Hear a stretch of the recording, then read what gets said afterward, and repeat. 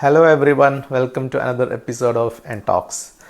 ഇന്ന് നമ്മൾ ഡിസ്കസ് ചെയ്യാൻ പോകുന്നത് ടാറ്റയുടെ നാനോ കാറിൻ്റെ കേസ് സ്റ്റഡിയാണ്.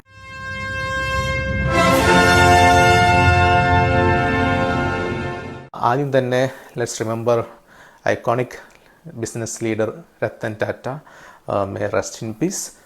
അദ്ദേഹത്തിൻ്റെ ഒരു ആശയമാണ് ഈ നാനോ കാർ എന്നുള്ളത്. ഇതിൻ്റെ ഒരു ആശയം വരുന്നത് എങ്ങനെയെന്ന് വെച്ചാൽ, ഒരിക്കലും രത്തൻ ടാറ്റ ബാംഗ്ലൂരിൽ എയർപോർട്ടിലോട്ട് പോയിക്കൊണ്ടിരിക്കുമ്പോൾ ഒരു ബൈക്കിൽ ഒരുപാട് ഫാമിലി മെമ്പേഴ്സ് എല്ലാവരും കൂടി പോകുന്നത് കാണുമ്പോൾ ബൈക്ക് അവരുടെ കാറിന് മുന്നിലേക്ക് വീഴുകയും ഭാഗ്യവശാലൊന്നും സംഭവിച്ചില്ല. പക്ഷേ അദ്ദേഹം അപ്പോൾ ഉറപ്പിക്കുകയാണ്, ഇനി ഇവർക്ക് വേണ്ടിയെല്ലാം അഫോർഡബിൾ ആയിട്ടുള്ളൊരു വെഹിക്കിൾ നിർമ്മിക്കണം.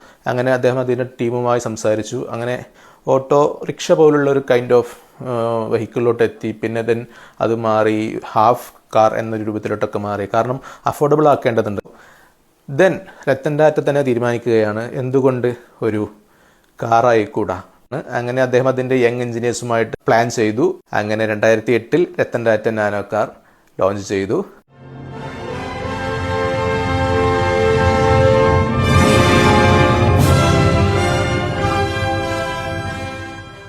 പലരും ഇമ്പോസിബിൾ എന്ന് പറഞ്ഞൊരു കാര്യമാണ്. ആ ഒരു ലോഞ്ച് ഇന്റർനാഷണലി ഡിസ്കസ് ചെയ്യപ്പെട്ടതാണ്. അത് ഇലോൺ മസ്ക് പോലുള്ളവരൊക്കെ അതിനെക്കുറിച്ച് സംസാരിക്കുന്നത് നമുക്ക് കേട്ടിട്ടുണ്ട്.